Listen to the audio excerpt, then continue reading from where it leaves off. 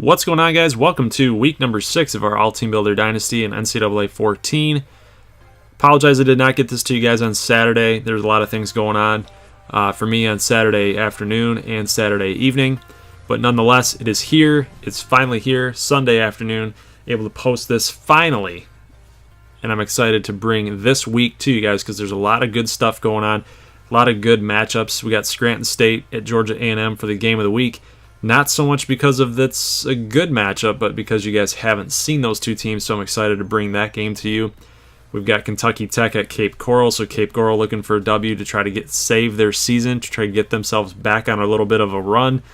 Gallatin 3-0 at Fort Lauderdale, so that's a huge game for my brother and the Gallatin Greyhounds. Fort Lauderdale 3-0 ahead of everybody in the South Division of the conference, and Gallatin 3-0 ahead of anyone in the North Division of the conference.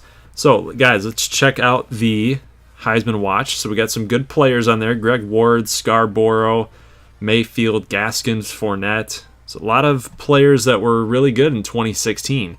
Fournette obviously is in the pros. Myles Gaskin, I think, was drafted. I'm not positive on that.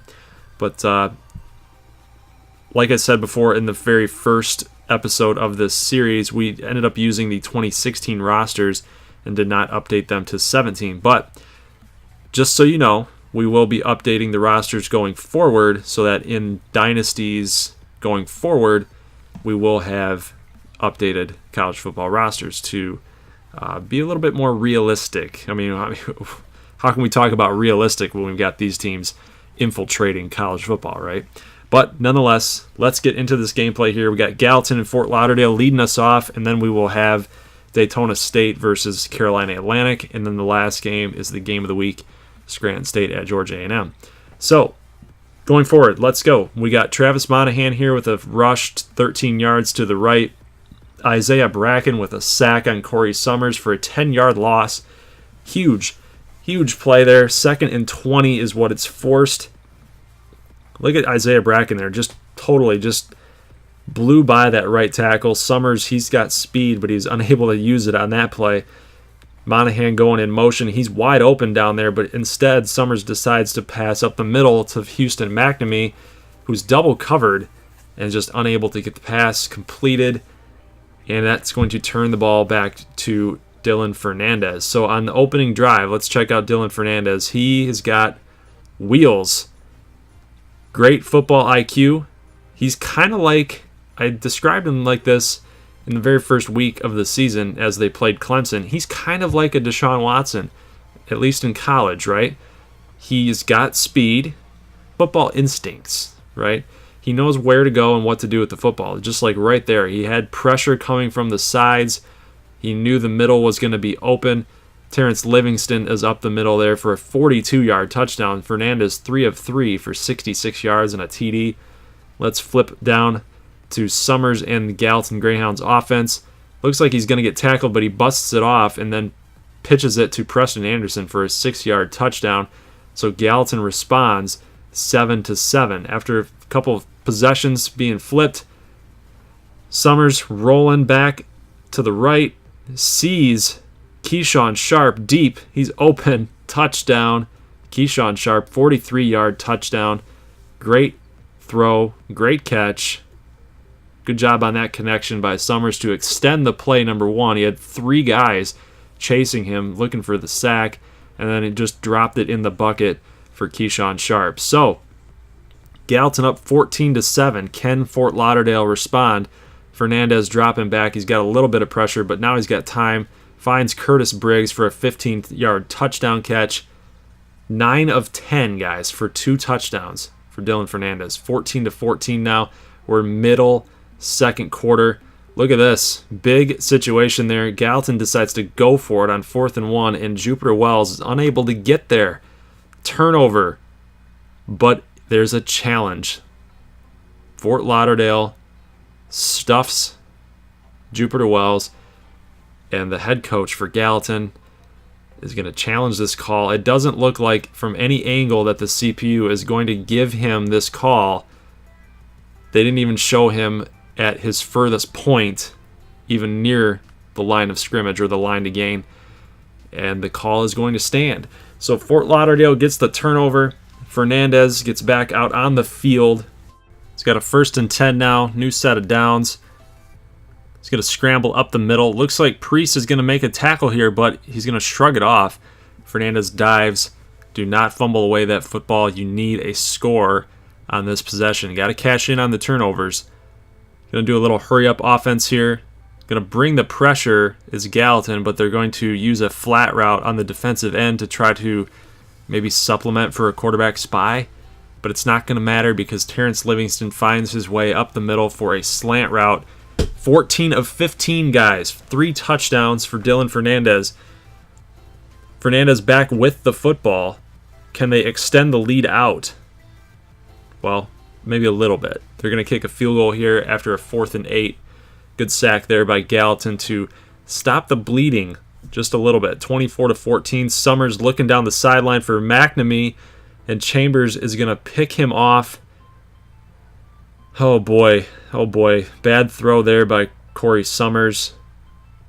Fernandez back with the football. He's going to scramble again to the right. Just can't seem to stop him, guys. That's 91 yards on the game for Dylan Fernandez. Only 7 times he's run the football. So they got to get a quarterback spy going. They got to, I don't know what they got to do. They're bringing pressure. They're just not able to get off the blocks. Fernandez is finding the holes to get away from that pressure. This time he feels the pressure, but an interception in the end zone by Wright. Gallatin needed that play right there. That is a huge momentum shifter for Gallatin. So can they score on this possession? We will find out. 3rd and 5, Corey Summers looking for a man. He's got one deep. It's Tams, Andre Tams with a 29-yard catch, setting up Gallatin here. Summers rolling to his right, and he's throwing off balance, and Chambers again with an interception, guys. Corey Summers looking for McNamee down the right sideline, and Avon Chambers gets his first interception. So Monahan up the middle after a field goal by Fort Lauderdale, 27-14.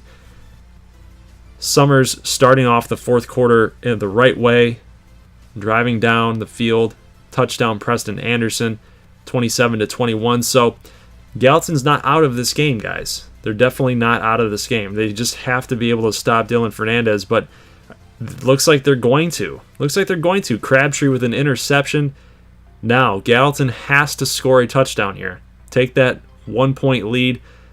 Summers rolling to his left this time, and he's got Ramos wide open for the touchdown. What a throw. What a catch and throw. 51-yard touchdown. 20 of 25 for Summers. He's willing this team back. He's back from the dead. Casanova with the run up the middle. Big situation here for Gallatin and Fort Lauderdale. Like I said, guys, both teams 3-0. Fort Lauderdale's down a point. All they need is a field goal to win the game. But they're driving. They're chipping away at that clock. Got to knock that clock down. Here's a completion to Terrence Livingston. They got a 1st down. 16-yard gain. 1:06 left to go. They're going to get stuffed here. Logan Casanova is dropped for a 4-yard loss, but it's going to be 4th and goal now with 8 seconds. They're going to just chip away. A field goal will win this football game, and the kick is up, and it's just going to get inside the post. Just inside the post. It was starting to curve to the right, and guys, Fort Lauderdale is going to get this W, a much-earned W, but Gallatin trying to claw themselves back into the game. They dropped to 3-1. Fort Lauderdale moves on to 4-0. So, guys, let's turn it over now to Daytona State versus Carolina Atlantic. So we got a big game here, guys. 2-1 teams facing off against each other. American Conference Division rivals. They're both in the North Division. Big-time offenses. Not so good rush offenses. As you guys can see the numbers there. 126 for Carolina Atlantic. They do not run the football at all. But passing touchdowns, they're only 38th. Ty Morrow and Daytona State are 16th rated. So Daytona State may have the better pass offense than Carolina Atlantic does, But here's the issue. Daytona State's defense is shred constantly. DeAngelo Cotton, 13-yard catch right there. 4 catches already in the game. There's only 2 minutes already gone. He's already got 4 catches with 37 yards. Deonte Castle, 12-yard touchdown reception. Just made it look easy. Justin Weir, 6 of 6 for 63 yards. So Daytona State has to respond, and they've got to use Antwan Claiborne. Exclusively, they have to use Claiborne. He's leading the wide receivers in college football with receptions, yards, and touchdowns at this point. Got to get him involved in this game if they want to have a chance. Another guy that's got to step up is Picoletti and Vernon Callahan. Vernon Callahan is the slot receiver. Always seems to find himself open on some play-action throws. But look at this play-action here. Sucks him in. That linebacker just sucked him in right there. Rocky Smith-Wells, what are you doing, bud? Touchdown pass to Vernon Callahan. It's tie ball game, 7-7. 2 minutes left to go. 3rd and 8. Forces a 4th and 5, so good job by Daytona State's defense to shut them down. Still tied. Morrow dropping back, and he's going to get sacked for an 8-yard loss. Cortez Babcock with the sack. Garza comes on. Did not take into account the wind going a little bit left, it seems, because Garza is normally sure-footed. Not sure-handed, sure-footed. That's his first miss on the season. So unable to capitalize on that situation and get any points on the board to take the lead.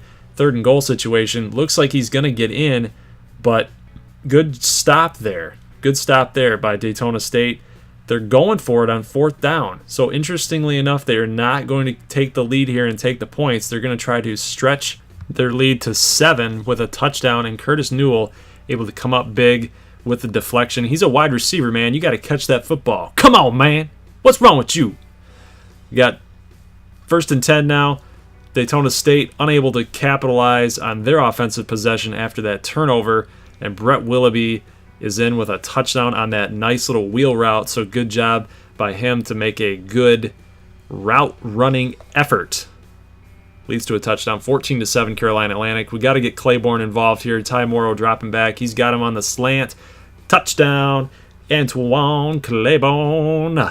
14-14 now. 12 of 17 for Ty Morrow. We love it. We like it. We love it. Got to keep taking it to Carolina Atlantic. Good job there by the defense to force a 4th and 4. Say that 5 times fast. 4th and 4, 4th and 4. Field goal attempt. They're not going for it on 4th down, and he's going to shank it off the post.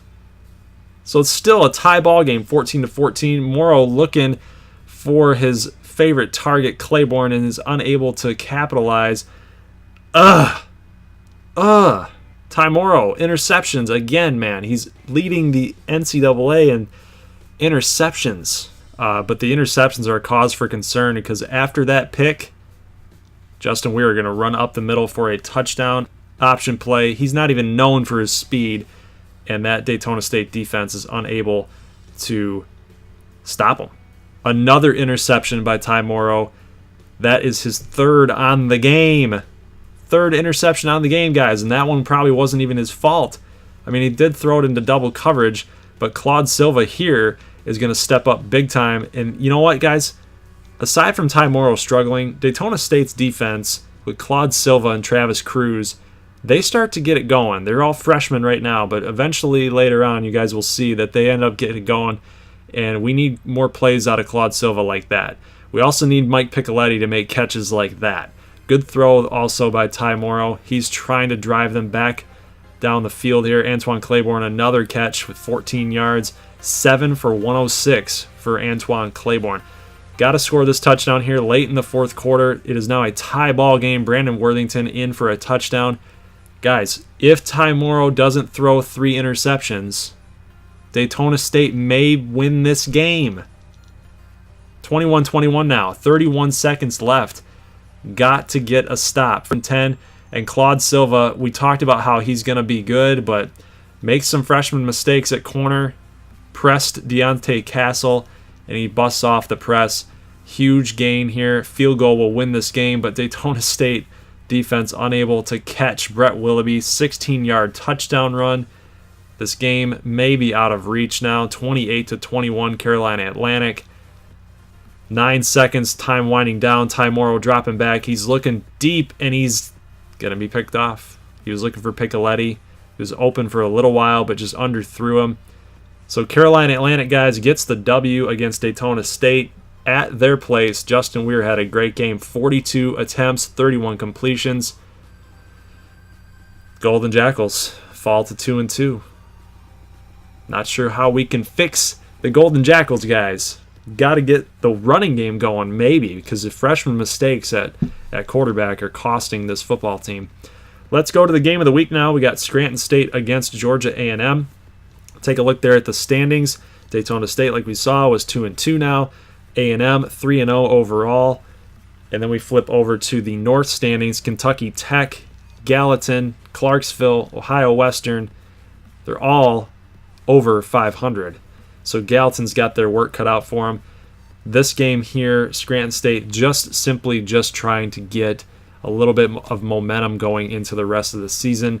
Georgia A&M looking to capitalize and make big plays. Look at that play there. First play of the game for Georgia A&M, and Jabari Butler-Lewis with a 1 reception there for 20 yards. So Paxton Murphy, 1 of 1 for 20. They love to do this hurry-up offense. They're a big-time air raid type of team. Scranton State, kind of a pro-style type of offense. They don't really do a whole lot.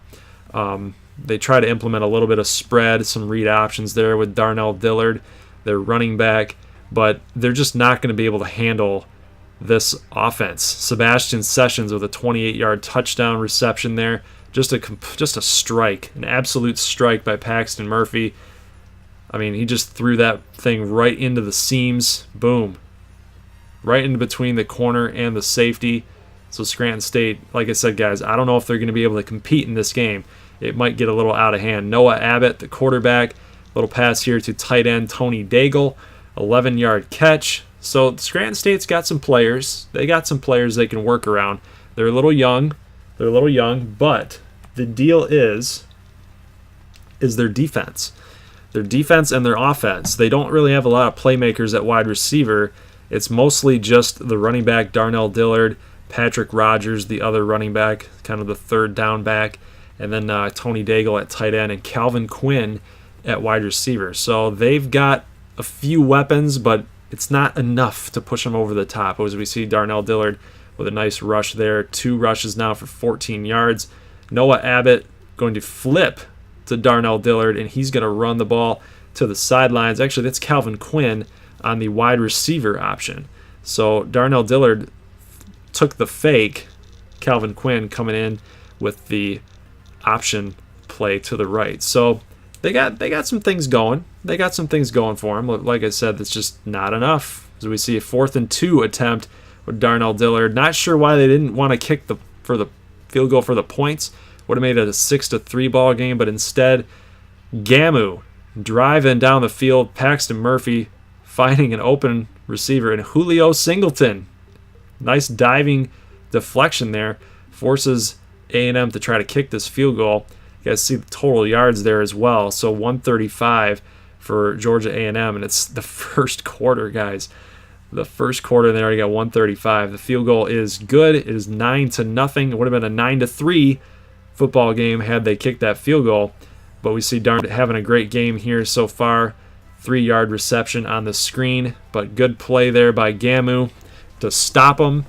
4th and 7. Darnell Dillard, let's flip it back over to Scranton State's possession. Darnell Dillard, 8 rushes for 50 yards. So his peripherals, his averages are really good, right? Patrick Rogers stuffed on a 3rd and 3 situation. Forced to kick a field goal. Make it a 9-3 football game. And the kick is going to be good. So it's a 9-3 football game. Georgia A&M kind of struggling a little bit here on offense. Tyshawn Randolph able to convert on the down attempt there. 1st and 10. Paxton Murphy, 21 of 27. So he's having a pretty solid game, but he should be doing better. He should be doing more. So, yeah, I mean, he's a 99 overall. So definitely should be doing a lot better. Linchez Sales with a 5-yard rush. They don't run the ball a whole lot, but if they do, it's more of shotgun runs, read option runs with Murphy.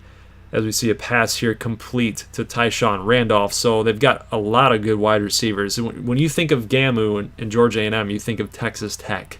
That's kind of how I feel that they are most relatable to. First and goal, 2 minutes left, and then we got Tyshawn Randolph, actually Deonte Bateman with a 6-yard catch. Only got 2 for 9 at this point. But Paxton Murphy going with a shotgun set here on second and goal on the 1, and he's going to just throw this ball away. Third and goal, 23 for 30 for Paxton Murphy, and it's only the second quarter. It's only the second quarter. He's got 30 pass attempts. So like I said, guys, Georgia A&M, that's all that they do. They just throw the ball. It's just air raid constantly. Little read option there. Unable to get anything going, and Scranton State stops them. Can you believe it? They make a stop. They sack Paxton Murphy, forces a field goal. It's now 12-3 with 1:09 left.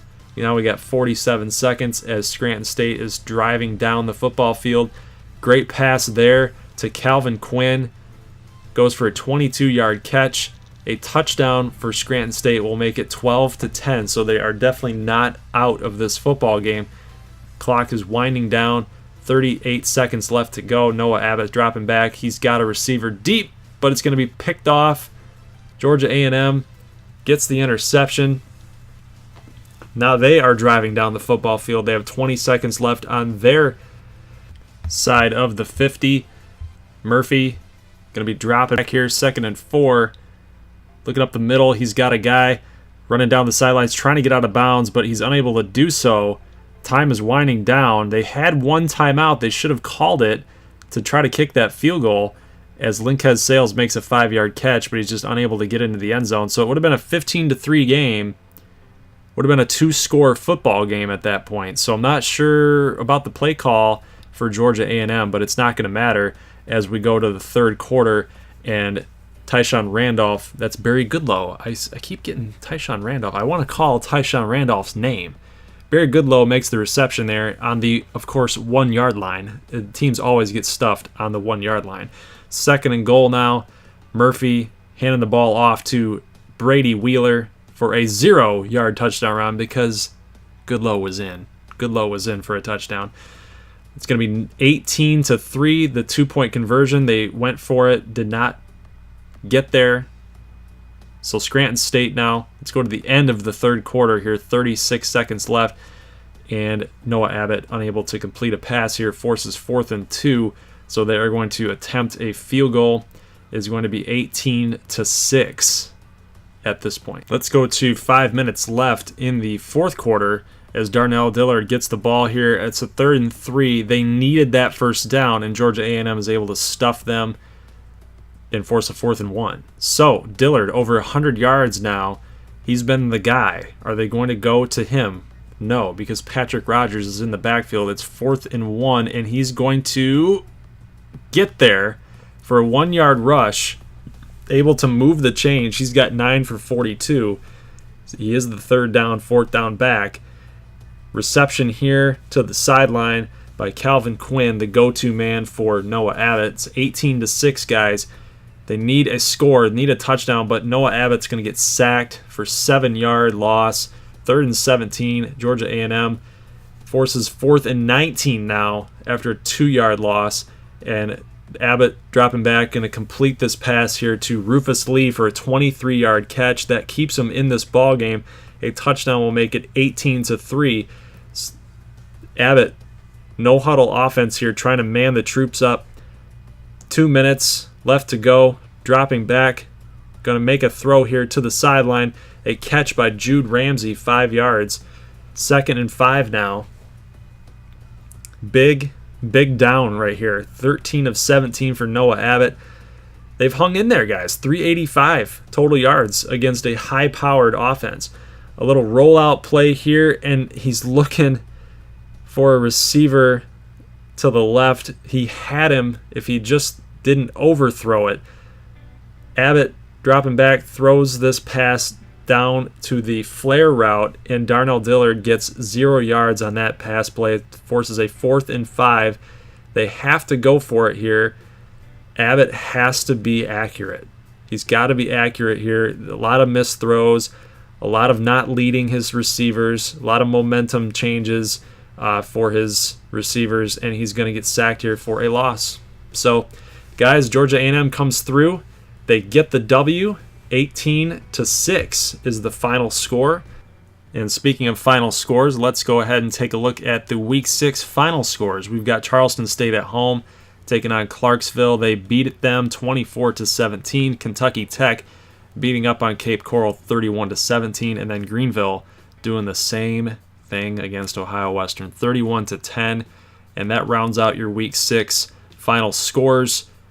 Big games in week number 7, guys. Fort Lauderdale at University of Tennessee, Clarksville. 4-0 Lauderdale. They're finally in the top 25 in the number 24 slot.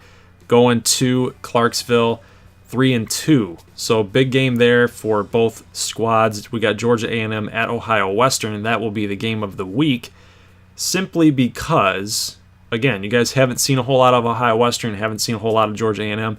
Plus, this game has a lot of rivalry, a lot of history involved into it. So I want to share that with you guys as we go forward, because my brother's creation, Georgia A&M, and my creation, Ohio Western, we played against each other a lot in another American Conference dynasty, and Ohio Western just could never get it done against A&M in the conference final game. 1 year they beat them, and 1 year that they went to the national title. That was Ohio Western's best season. So A&M's always been the quote-unquote bane of Ohio Western's existence. So we'll look forward to this game and share that little rivalry with you guys. Greenville at Scranton State. I'm going to take Greenville. I'm going to take A&M. I'll take Fort Lauderdale. I'll take Carolina Atlantic against Cape Coral. And then we got Daytona State against Kentucky Tech. We're going at Kentucky Tech on the blue field of Camping World Stadium. And then we've got Gallatin at home against Charleston State. So those are the games that we will show you guys: is Georgia A&M, Ohio Western, Daytona State, Kentucky Tech, and Gallatin against Charleston State. So guys, I had a suggestion, whether it was public or private. I've had a few suggestions on how to get all of these teams in the Team Builder in one video. It's a very, very good suggestion. And I know a lot of you guys would love to have that happen because you guys all have your rooted interests. You all have your favorite teams in this Teambuilder Dynasty. And as we go forward, I wanted to keep this a secret, but I don't think I can keep it a secret. We will be doing other dynasties in different conferences. So that is something to look forward to. We might be doing a Mountain West one next. I'm not sure. So if you stayed till the end of this video, you will have known that the secret is out. The cat is out of the bag, so to speak. So as we go forward, that's a very good suggestion, because I want you guys to come to the channel, get this notification, be able to click that video and say, I'm looking forward to this thing because I get to see something cool. I get to see something I'm interested in. And plus I have a vested interest because I want to see my favorite team in this conference play. The only thing is I have a reservation on this. It takes about, so we have our teams. I have Daytona State, my brother has Gallatin, right? We do that user versus CPU game. We get that footage, splice it up, make a highlight reel, and then I commentate on it, right? So I do that for mine, I do that for his. For the CPU versus CPU games, we do that only for the game of the week, which takes about an hour and a half of footage.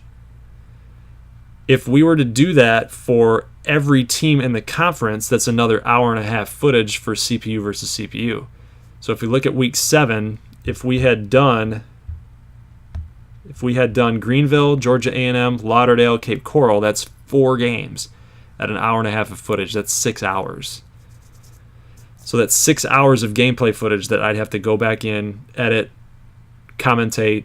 The commentary wouldn't be so bad because it'd only be maybe a 2 to 5 minute highlight reel.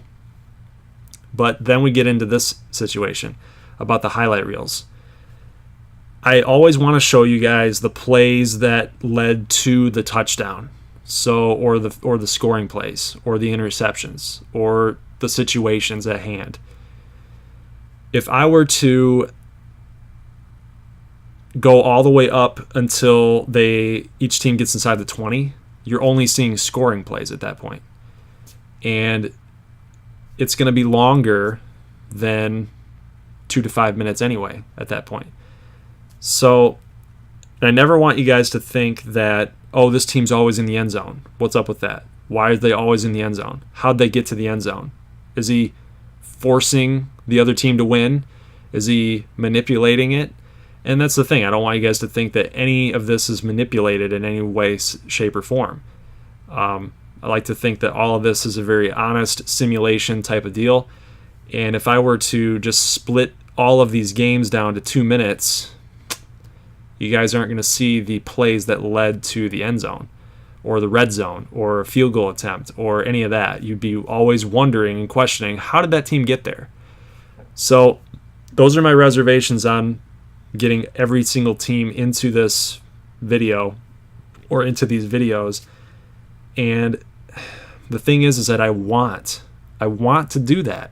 I want to get every team into the video because I know that you guys have your vested interests. I know you guys have your favorite teams. You want to see your players progress. You want to see each quarterback and how they're doing, running backs, receivers, whatever, what have you. You want to see your team play. And I'm going to go all in for you guys. I'm going to go all in if that's what you want. But I want to have your guys' comments below. I want to see where you guys stand on this, if you like to see that kind of thing. But just know that it might be a little bit longer than half an hour of a video for that to happen. So if you guys are okay with that, then I will go ahead and I'll do it because I'll do it for you guys. I'll do it for you guys. You guys came here, you subscribed, you're here, you're active.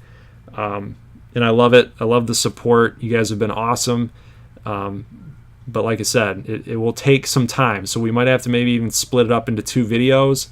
Maybe we won't have it every Saturday. Maybe we'll have to do it Thursday and Saturday. We'll have to figure something out. But just know that if we were to go that route, it would be very time consuming on my part, and I might not get those videos out every Saturday. So it have to be kind of a varying release date.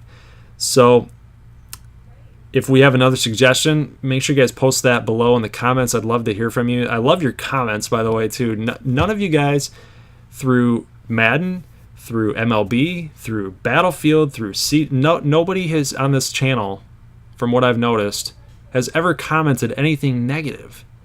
Ever. So either I'm doing something really good or you guys are just really, really awesome and really supportive. And whether it's A or whether it's B, whether it's a little bit of both, I love it. I love it. So if you guys have a suggestion, if you want to see something, if you want things to happen in this particular way, you know what? I'm going to analyze it. I'm going to look into it, and we're going to try to make it happen as best as we can because I want you guys here. I want you guys here for the long haul as this channel grows and heads into something bigger. So I thank you guys again for all of the love and support and the comments and the suggestions. So keep them coming. I'll see you guys in week number 7 as Daytona State takes on Kentucky Tech, the blue field of Camping World Stadium, and Gallatin takes on Charleston State, and then the rivalry reborn, Georgia A&M takes on Ohio Western. So guys, I will see you next Saturday. Peace.